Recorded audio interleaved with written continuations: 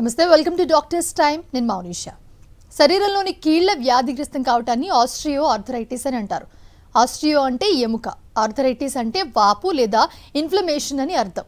చేతి వేళ్ల కనుపులు, అలాగే వెన్నుపూస, తుంటి ప్రదేశం, కాలి బొటన వేళ్లు తదితర ప్రదేశాల్లో ఈ వ్యాధి లక్షణాలు కనిపించే అవకాశం ఉన్నప్పటికీ మోకాళ్లలోనే ఆస్టియో ఆర్థరైటిస్ ఎక్కువగా కనిపించడానికి కారణం మోకాళ్ళు ఎక్కువగా అరుగుదలకు గురి కావటమే. వీటికి ప్రధాన కారణాలేంటి, ఎలాంటి జాగ్రత్తలు తీసుకోవాలి, హోమియోపతిలో ఎలాంటి చికిత్స ఉంది దీనికి, ఇలాంటి మరిన్ని విషయాలు హోమియో కేర్ ఇంటర్నేషనల్ వైద్యులు డాక్టర్ అర్చన గారిని అడిగి తెలుసుకుందాము. మీరు కాల్ చేయాల్సిన నెంబర్లు 040-233-10680716. నమస్తే అండి. సో చాలా మందిలో ఇప్పుడు మనం కీళ్ళ నొప్పులు చూస్తూ ఉన్నాము. సో ఆర్థరైటిస్ ఎక్కువ చూస్తూ ఉన్నాము. అండ్ పెద్దవాళ్ళలో వచ్చేవి ఒకప్పుడు, కానీ ఇప్పుడు ఏజ్తో సంబంధం లేకుండానే వస్తున్నాయి. అసలు ఎందుకు వస్తాయి ఇవి? అంటే డిపెండ్స్ ఆన్ దన్ ఆర్థరైటిస్, అంటే ఏ రకమైన ఆర్థరైటిస్ అనే దాన్ని బట్టి మనకు ఎందువల్ల వస్తుంది అనేది చెప్పొచ్చు.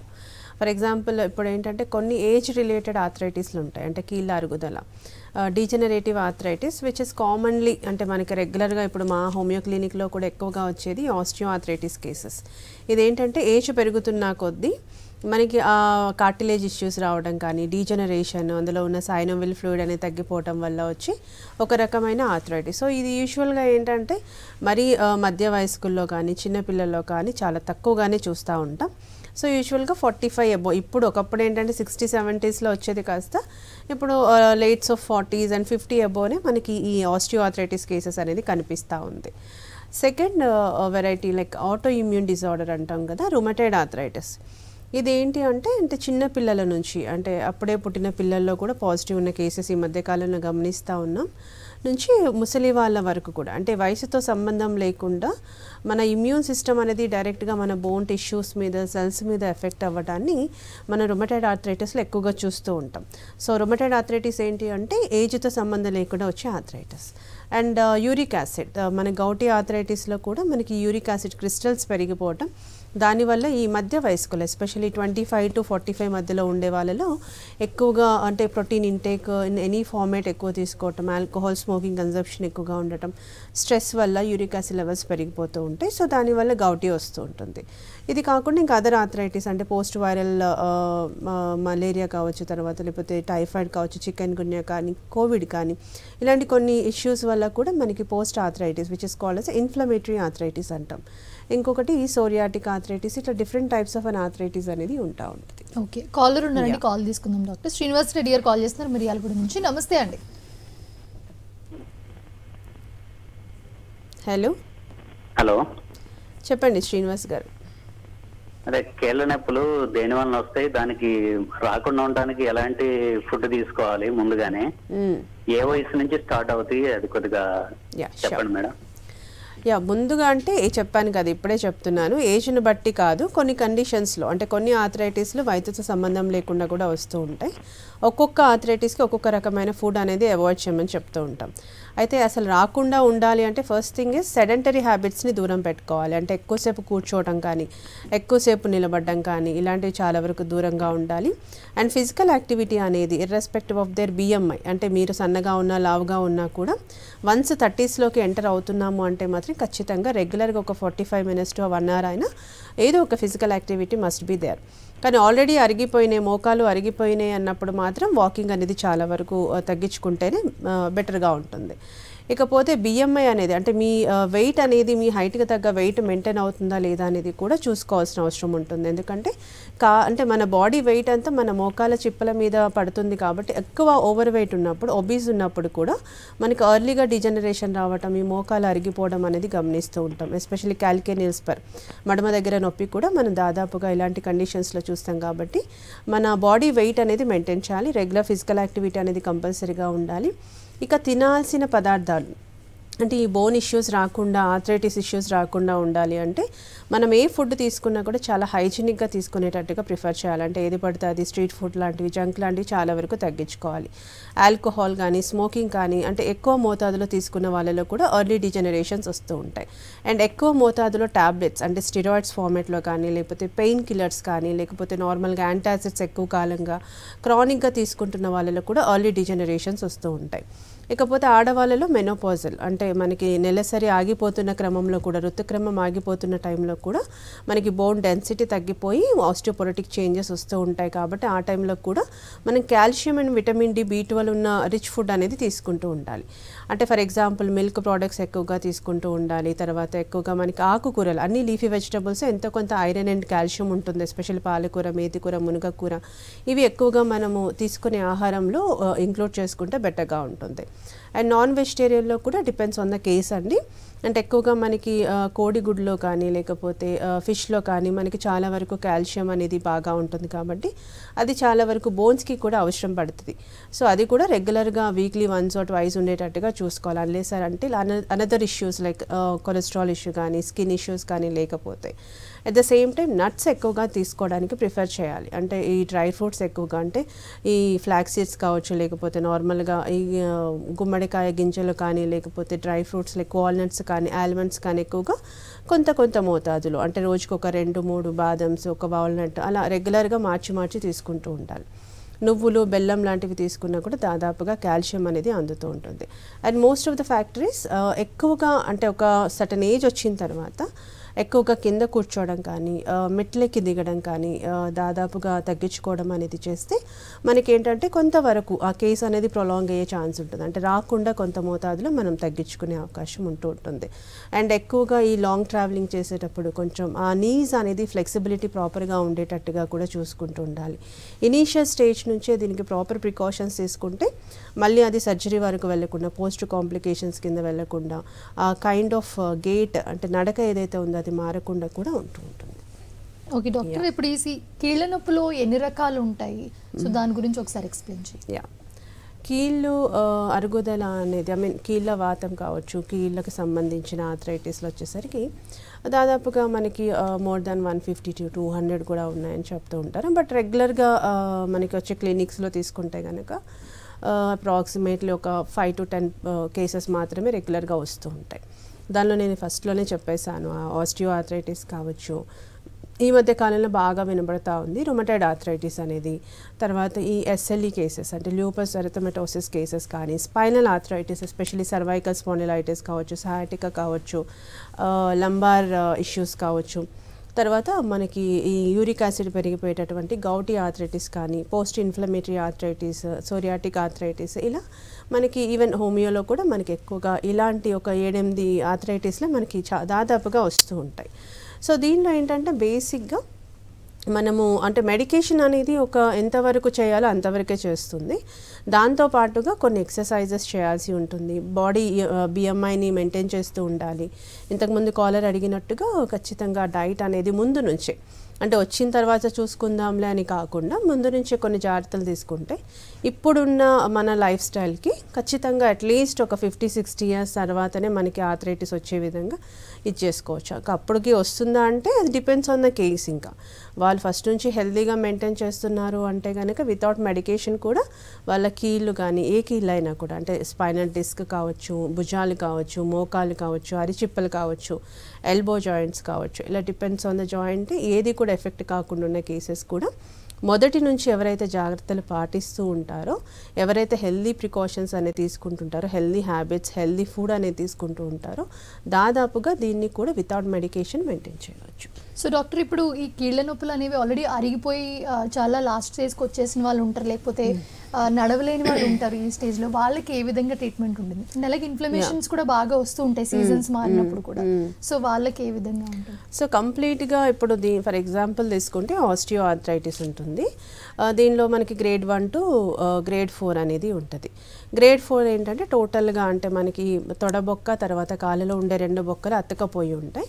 అంటే అసలు ఒక్క అడుగు తీసి అడుగేయాలన్నా కూడా చాలా difficulty of kind of very unbearable pain అనేది వస్తూ ఉంటుంది. సో అలాంటి కండిషన్స్లో మనకి హోమియో ఉంది అంటే కనుక అంటే వాళ్ళకి ఒకవేళ ఏజ్ ఉంది, ఇప్పుడు 35-40 ఇయర్స్ ఆఫ్ అన్ ఏజ్ ఉంది అన్నప్పుడు వాళ్ళకి సర్జరీ చేసుకోవడానికి ఉంటుంది కాబట్టి బీపీ, షుగర్, థైరాయిడ్ ఇవి ఉన్నా కూడా కంట్రోల్ ఉంటాయి కాబట్టి 4th స్టేజ్లో మాత్రం వాళ్ళకి ఓపిక ఉంటే హోమియో వాడుకోమని చెప్తాం సిమ్టమాటిక్ రిలీఫ్ కోసం, లేదు అంటే they will go for that. But average in 1st, 2nd and 3rd stages of ఆస్టియో ఆర్థరైటిస్లో మాత్రం మనకి హోమియో మెడికేషన్స్ వాడుకుంటే కంప్లీట్గా రికవరీ అయిన కేసెస్ చాలానే ఉన్నాయి. మళ్ళీ ఫ్యూచర్లో కూడా మనకి అది మళ్ళీ నీ రీప్లేస్మెంట్ వరకు వెళ్లకుండా ఈ టోటల్గా నడక అనేది మారిపోకుండా కూడా ఉంటుంది. అందుకని దీనికి ఏంటంటే ఫస్ట్ సెకండ్ స్టేజ్ ఆఫ్ ఆస్టియో ఆర్థరైటిస్లో నడక అనేది మారదు. ఆ పెయిన్, ఆ ఫోల్డింగ్ జాయింట్స్ అవన్నీ మూమెంట్స్ కొంచెం రెస్ట్రిక్టెడ్గా ఉంటాయి. Whereas in second stage end నుంచి థర్డ్ స్టేజ్కి వెళ్ళేలోపు థర్డ్ స్టేజ్లో మనకి కైండ్ ఆఫ్ లింపింగ్ గేట్ అనేది వస్తూ ఉంటుంది. టోటల్గా కుంటిగా నడుస్తూ ఉంటారు, ఒకదాని మీద ఎక్కువ భారం వేసి ఒకదాని మీద అసలు భారం వేయకుండా అలా నడుస్తుంటారు. ఆ టైంలో ఆల్రెడీ లింపింగ్ గేట్కి వచ్చేసారు అన్నప్పుడు కూడా మనకి అంటే కొంతవరకు ఆ నడకని మార్చవచ్చు. కాకపోతే ఏంటంటే చాలా రోజులుగా నడక ఉంది, ఫర్ ఎగ్జాంపుల్ 2 to 3 years నుంచి ఉంది, 4 years నుంచి ఆ లింపింగ్ కైండ్ ఆఫ్ గేట్ అనేది అలానే ఉంది అన్నప్పుడు మనకి కంప్లీట్గా రికవరీ అవ్వడం అనేది కష్టం ఉంటుంది. ఓకే, కాలర్ ఉన్న డాక్టర్ కాల్ తీసుకుందాము. నాగరాజ్ గారు కాల్ చేస్తున్నారు విజయవాడ నుంచి. చెప్పండి నాగరాజ్ గారు, డాక్టర్ ఉన్నారు. డాక్టర్ గారు నమస్తే మేడం. నమస్తే అండి. మాకు uric acid up and down అవుతుంది మేడం. అది డాక్టర్స్ గారిని వాళ్ళు డాక్టర్ గారు సజెస్ట్ చేసింది ఏంటంటే అప్ అండ్ డౌన్ అవుతున్నప్పుడు ఏంటంటే ఏ మెడిసిన్స్ పడితే ఆ మెడిసిన్స్ వాడకూడదు అని చెప్పి సెబుజెట్ అనే టాబ్లెట్ మాత్రం ఎక్కువగా ఉన్నప్పుడు వాడండి అని చెప్పి చెప్పారు మేడం. అది ఎన్నాళ్ళు వాడచ్చు, కంటిన్యూ వాడచ్చా మేడం, లేకపోతే ఎలా ఏంటి అనేది యాజ్ ఎ హోమియోపతిక్ డాక్టర్ నేను మాత్రం సజెస్ట్ చేసేది నో అనే చెప్తాను. అంటే లైఫ్ టైం యూరిక్ యాసిడ్ లాంటి చిన్న ఇష్యూస్కి కూడా ఎప్పటికీ మెడికేషన్స్ వాడొచ్చా అంటే నో అనే చెప్పాలి. సో దీనికి ఏంటంటే మెడిసిన్స్తో పాటుగా డైట్ మీకు ఆల్రెడీ మీ డాక్టర్ చెప్పే ఉంటారు. అంటే ఎక్కువగా ప్రోటీన్ డైట్ అనేది తగ్గించుకుంటే ఎనీ ఫార్మేట్ ఆఫ్ ప్రోటీన్, అంటే అది నాన్ వెజ్లో కావచ్చు, లేకపోతే నార్మల్గా ఈ గ్రెయిన్స్ నుంచి వచ్చే ప్రోటీన్ కావచ్చు, ఇలాంటివి చాలా వరకు తగ్గిస్తూ ఉండాలి. ప్రోటీన్ డైట్ కంప్లీట్గా, ఎస్పెషల్లీ నాన్ వెజిటేరియన్ మీకు ఎక్కువ అలవాటు ఉంటే కనుక చాలా మోతాదు తగ్గించాల్సిన పని ఉంటుంది యూరిక్ యాసిడ్ పెరిగినప్పుడు. అండ్ ఫ్లక్చువేషన్స్ అవుతున్నాయి అంటే చూసుకోండి, అంటే మీరు ఆల్కహాలికా, లేకపోతే స్మోకరా, లేకపోతే స్ట్రెస్ లెవెల్స్ ఏ రకంగా ఉంటున్నాయి, రెగ్యులర్గా ఫిజికల్ యాక్టివిటీ ఉంటుందా లేదా, వాటర్ కన్జంప్షన్ ఎంత ఉంటుంది, తీసుకునే ఫుడ్ హైజీనిక్గా ఉందా లేదా, ఇవన్నీ మానిటర్ చేసుకోవాల్సి ఉంటుంది. అండ్ మీకు ఆ ఫ్లక్చువేషన్స్ అవుతున్నాయి అంటే ఖచ్చితంగా ఆ ఫ్లక్చువేషన్స్ లేకుండా మనకి హోమియోపతి మెడికేషన్స్ కూడా అందుబాటులో ఉన్నాయి. మీరు వాడుతున్న మెడికేషన్స్ ఎంతవరకు పనిచేసింది అనేది చూసుకొని అక్కడ అంత ఇంప్రూవ్మెంట్ లేదు అంటే ఒకసారి switch on to the homeopathy అండి. కంప్లీట్గా మళ్ళీ ఎప్పటికీ కూడా యూరిక్ యాసిడ్ లెవెల్స్ ఏదైతే ఆ 6.5 డిపెండ్స్ ఆన్ ద ఇన్వెస్టిగేషన్ స్కేల్స్ని బట్టి ఉంటుందో అది దాదాపుగా ఒక 2, 3, 4 వరకు మెయింటైన్ అయ్యేటట్టుగా మనకి మెడికేషన్స్ అనేది ఉంది. సో ఒకసారి వీలైతే ఒక 1-2 months హోమియోపతి ట్రై చేసి చూడండి. డెఫినెట్గా before going to homeo treatment ఒక్కసారి మళ్ళీ ఫ్రెష్గా యూరిక్ యాసిడ్ కూడా చేసుకోండి. ఆఫ్టర్ 2 months ఆఫ్ మెడికేషన్ మళ్ళీ రీచెక్ చేసుకుందరు. కానీ సో ఇప్పుడు డాక్టర్ ఇన్ఫ్లమేషన్స్ వచ్చినప్పుడు ఇందాక మనం మాట్లాడుతూ ఉన్నాము సీజన్స్ మారినప్పుడు, సో మీరు చెప్పారు నడవడానికి కూడా చాలా ఇబ్బంది ఉంటుందని. సో దానికి ఏమన్నా మనకి హోమియోలో ఉంటుందా, పెయిన్స్ తగ్గడానికి కానీ, లేకపోతే కొంచెం ఈజీగా ఉండేటట్టు? అంటే పెయిన్ డైరెక్ట్గా మనకి హోమియోపతిలో పెయిన్ కిల్లర్స్ అనేది ఏమీ ఉండదు. మనం ఏది ఇచ్చినా కూడా హోలిస్టిక్ అప్రోచ్ మీదనే ఇవ్వడం జరుగుతుంది. అంటే వాళ్ళ యొక్క సిమ్టమ్స్ని బట్టి ఆ సిమ్టమ్స్ ఎప్పటి నుంచి ఉన్నాయి, ఏ ఏజ్లో వచ్చాయి, ఎందుకు తగ్గట్లేదు, మా దగ్గరికి డైరెక్ట్గా వచ్చారా, పూర్తిగా మెడికల్ హిస్టరీ అంటే జెనెటిక్ హిస్టరీ ఎలా ఉంది, అంటే వాళ్ళకి ఒకవేళ ఆడమే అయితే కనుక జెస్టేషనల్ అంటే ప్రెగ్నెన్సీలో ఏమైనా ఇష్యూస్ ఉన్నాయా దీన్ని బేస్ చేసుకొని ఇస్తాం. ఒకవేళ కంప్లీట్గా if it is an inflammatory arthritis అంటే ఏ ఇన్ఫ్లమేషన్ వచ్చింది, అప్పుడు ఎన్ని రోజులు యాంటీబయాటిక్స్ వాడాల్సి వచ్చింది, ఏమేమి మందులు వాడారు అనే దాన్ని బట్టి ట్రీట్మెంట్ ఉంటుంది. సో పెయిన్ రిలీఫ్ అనేది ఇమీడియట్గా ఇప్పుడు మేము డోస్ వేయంగానే 1 hourలో తగ్గిపోవాలి అంటే హోమియోపతిలో అది కష్టమనే చెప్పాలి. మీన్ వైల్ అంటే మనకు అట్లీస్ట్ మేము మెడిసిన్స్ వేసిన తర్వాత ఒక 2-3 days అన్న minimum it takes time. And కొన్ని కండిషన్స్లో అంటే కొన్ని అక్యూట్గా వచ్చినప్పుడు మాత్రం వితిన్ 2-3 hours కూడా తగ్గిన కేసెస్ ఉంటాయి. But if it is a chronic condition అంటే చాలా రోజులుగా ఉంటుంది అన్నప్పుడు మాత్రం ఇట్స్ నాట్ లైక్ ఇప్పుడు పెయిన్ కిల్లర్ వేసినంత ఫాస్ట్గా రిలీఫ్ అనేది అయితే ఉండదు. బట్ మెడిసిన్స్ వాడుతూ ఉన్న కొద్దీ మాత్రం డెఫినెట్గా ఆ పెయిన్ తగ్గుతుంది.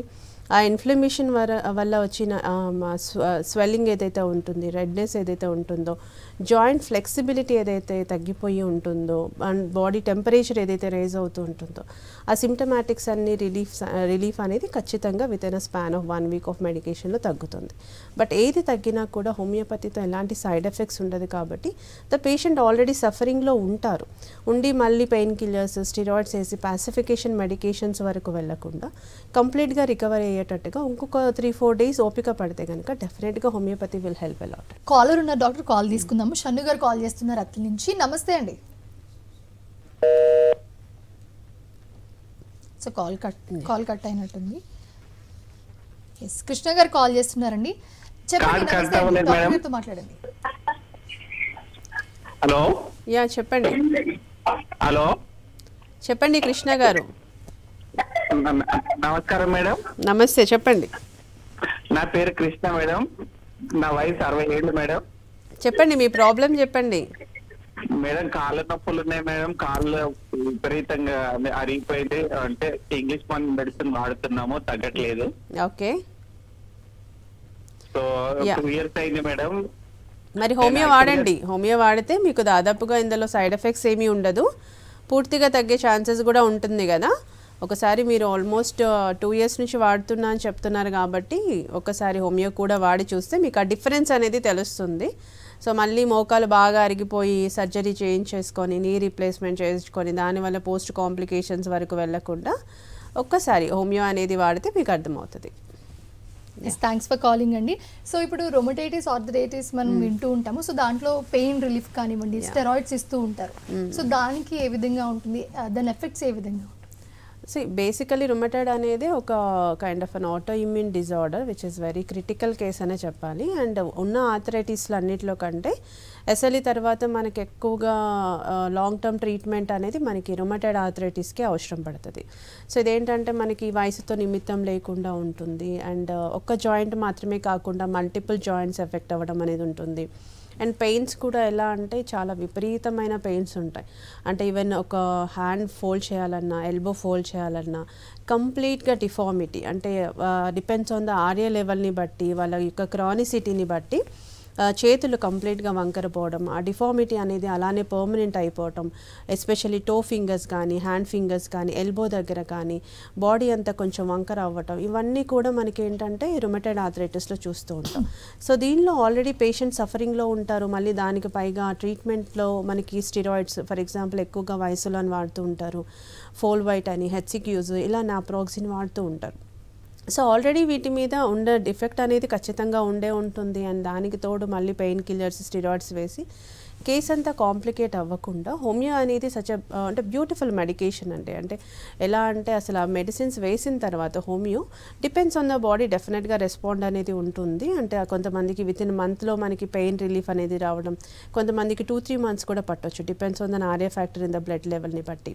అండ్ వాళ్ళు ఏ మెడికేషన్స్ వాడుతున్నారు, ఎన్ని రోజులు బయట మెడికేషన్ వాడి హోమియోకి వచ్చారనే దాన్ని బట్టి కూడా ఉంటుంది. సో వన్ థింగ్ నేను చెప్పేది ఏంటంటే యాజ్ ఎ హోమియోపతిక్ డాక్టర్గా ఖచ్చితంగా రుమటాయిడ్ ఆర్థరైటిస్కి మాత్రం ఒకసారి మీకంటే ఒకవేళ మీరు హోమియోపతికి న్యూ అయినా కూడా అట్లీస్ట్ ఒక 5 to 6 months ప్రాపర్ మెడికేషన్ హోమియోపతితో తీసుకుంటే డెఫినెట్గా మీ బ్లడ్ లెవెల్ ఏదైతే ఆర్ఏ ఫ్యాక్టర్ అనేది ఉంటుంది, ఫర్ ఎగ్జాంపుల్ 200 ఉండొచ్చు, 300 ఉండొచ్చు, మోర్ దాన్ 50 ఉండొచ్చు, కొంతమందికి just above the border like 25-30 ఉంటుంది.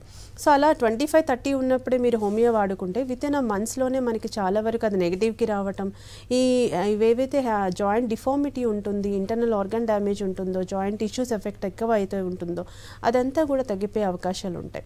అలా కాకుండా ఆల్రెడీ ఆర్ఏ ఫ్యాక్టర్ని 50 నుంచి 200-300 తెచ్చుకొని వయసులో 25 mcg వాడుతూ మళ్ళీ హోమియోకి వస్తే డెఫినెట్గా టైం తీసుకునే అవకాశాలు ఉంటాయి. కాబట్టి ఇనిషియల్ నుంచి మీరు హోమియో అనేది ట్రై చేయండి. రైట్, కాల్ తీసుకుందామండి. అనిల్ గారు కాల్ చేస్తున్నారు ప్రకాశం డిస్ట్రిక్ట్ నుంచి. ప్రాబ్లం చెప్పండి అనిల్ గారు. నమస్తే మేడం గారు. నమస్తే అండి. నమస్తే మేడం గారు. చెప్పండి మేడం గారు. రుమటాయిడ్ ఆర్థరైటిస్ తోటి మేము దగ్గర దాదాపు 15 సంవత్సరాల నుంచి బాధపడుతున్నాము. ఓకే. ఇంగ్లీష్ మెడిసిన్ వాడుతున్నాము కానీ తగ్గట్లేదు. అంతకుముందు హోమియోపతి కూడా గవర్నమెంట్ ఇచ్చినటువంటి మెడిసిన్ 1 సంవత్సరం మటు వాడేది మేడం, నాకేం పనిచేయలేదు హోమియోపతి. ఎక్కడ వాడారు గవర్నమెంట్లో? ప్రకాశం జిల్లా ఒంగోలులో. ఓకే. 1 సంవత్సరం పాటు వాడాను. మరి సంవత్సరం నాకేం అనిపించలేదు, తగ్గినట్టుగానే ఏం అనిపించలేదు. ఓకే. అందువల్ల ఈ మెడిసిన్సే కొనసాగిస్తా ఉన్నాను. అదే ఏమైనా కాంప్లికేషన్స్ వస్తే మనం భయము. ఒకసారి వాడండి. మీరు ఆల్రెడీ గవర్నమెంట్లో వాడాని అంటున్నారు అంటే గవర్నమెంట్లో మీకు తెలిసిందే కదా, అంటే క్వాలిటీ ఆఫ్ మెడిసిన్ కానీ ఇదంతా ఎక్స్పీరియన్స్ డాక్టర్స్ కానీ అంతగా ఉండరు. అంటే అప్పుడప్పుడే పీజీలు కానీ యూజీస్ కానీ చూసి ఉండొచ్చు మీ కేసు. అక్కడ కూడా సీనియర్ ప్రొఫెసర్స్ ఎవరైనా ఉన్నా కూడా మీకు అంటే కొంతవరకు మేల్ అయితే జరిగి ఉండేది. బట్ అంటే అప్పుడప్పుడే పాస్ అవుట్ అయిన వాళ్ళు లేకపోతే పీజీస్ అలా చూసినా కూడా the quality of medication also important అండి. అక్కడ ఏమేమి మెడికేషన్స్ ఇస్తున్నారు, ఏ కాంబినేషన్లో ఇస్తున్నారు అనే దాన్ని బట్టి కూడా హోమియోపతి ట్రీట్మెంట్ అనేది ఉంటుంది. సో మీరు ఆల్రెడీ ప్రకాశంలో వాడారు, బట్ 15 years నుంచి ఈ పెయిన్ కిల్లర్స్ స్టెరాయిడ్స్ వాడేదానికంటే ఒకసారి హోమియోకేర్ ఇంటర్నేషనల్ ఇచ్చేటువంటి హోమియోపతి మెడికేషన్స్ అనేది వాడండి. మీకు ప్రకాశం అంటున్నారు, దగ్గరలో హోమియోకేర్ బ్రాంచెస్ మీరు ఒకసారి గూగుల్లో సెర్చ్ చేయండి. మీకు వాళ్ళు అంటే టోల్ ఫ్రీ నెంబర్కి కాల్ చేసి మీ దగ్గర బ్రాంచెస్ అడ్వైస్ చేయడం జరుగుతుంది. మీ పాత రిపోర్ట్స్ అంటే 15 years నుంచి మీరు ఏ అయితే మెడికేషన్స్ వాడుతున్నారు, ఎలా ఉంది ఆ కేసుని బట్టి మీకు ఏమైనా ఇన్వెస్టిగేషన్స్ ఏమైనా చేసినా కూడా అవి కూడా ఒకసారి తీసుకొని వెళ్ళి చూడండి. డెఫినెట్గా మీకు పూర్తిగా తగ్గే అవకాశాలు మోస్ట్ ఆఫ్ ద కేసెస్లో హోమియోపతిలో అయితే ఉంటాయండి. సో డాక్టర్, హోమియో కేర్లో ఎలాంటి ట్రీట్మెంట్స్ ఉన్నాయి? సో ఇప్పుడు చాలా అడ్వాన్స్డ్ ట్రీట్మెంట్స్ వస్తూ ఉన్నాయి వీటికి కూడా. సో ఏ విధంగా ఉంటాయి ట్రీట్మెంట్స్? సో డెఫినెట్లీ మేము ఇచ్చే హోమియో కేర్లో కాన్స్టిట్యూషన్ జీనో ఫార్ములేటెడ్ బేస్ మీద ఇవ్వడం జరుగుతుంది. అది ఏ కేసు అయినా కానీ either it might be rheumatoid arthritis, the gouty arthritis, psoriatic inflammatory, osteo arthritis, ఏదైనా కూడా వాళ్ళ యొక్క అంటే టోటల్ మెడికల్ హిస్టరీ తీసుకొని వాళ్ళ యొక్క అంటే జెనెటిక్ హిస్టరీ కానీ ఇంతకుముందు ఏ మెడికేషన్స్ వాడుతున్నారు, ఎంత లెవెల్స్ ఉంది, మినిమల్ రిపోర్ట్స్ అయితే కంపల్సరీగా కావాలి, డిపెండ్స్ ఆన్ ద ఆర్థరైటిస్ని బట్టి. సో ఆ లెవెల్స్ని బట్టి అట్ ద సేమ్ టైం వాళ్ళ యొక్క కండిషన్ని బట్టి మేము మెడికేషన్స్ ఇవ్వడం జరుగుతుంది. ఎట్ ఏ స్టేజ్ అంటే మెడిసిన్ వేసిన వెంటనే ఎఫెక్ట్ కాకపోయినా వితిన్ వీక్లో 2 weeksలో మనకి ఆ ఇంప్రూవ్మెంట్ అనేది స్టార్ట్ అవ్వడం జరుగుతుంది. ఫస్ట్ పేషెంట్కి కొంత రిలీఫ్ అనేది వితిన్ 1 to 2 monthsలో రావడంతో పాటుగా ఆ లెవెల్స్ బ్లడ్లో ఏవైతే ఉన్నాయో, ఇప్పుడు ఫర్ ఎగ్జాంపుల్ యూరిక్ యాసిడ్ పెరగటం కానీ లేకపోతే నార్మల్గా ఆర్ఏ ఫ్యాక్టర్ పెరగటం కానీ, సిపికే లెవెల్స్ కావచ్చు, తర్వాత యాంటీ సిసిపి లెవెల్స్ కావచ్చు, ఇవన్నీ కూడా చాలా వరకు నార్మల్ వచ్చిన కేసెస్ చాలానే ఉన్నాయి. సో ప్రతిదానికి ఆల్రెడీ డ్యామేజ్ అయిన బాడీని ఇంకా డ్యామేజ్ చేయకుండా హోమియోపతి లాంటి న్యాచురల్ మెడికేషన్స్ వాడుకుంటే దాదాపుగా హోలిస్టిక్గా తగ్గడం జరుగుతుంది. కాబట్టి పూర్తి రికవరీ కూడా ఛాన్సెస్ ఎక్కువ. Right, thank you so much doctor for joining with us. Thank you. చూసారుగా ఇది వాళ్ళ డాక్టర్స్ టైం.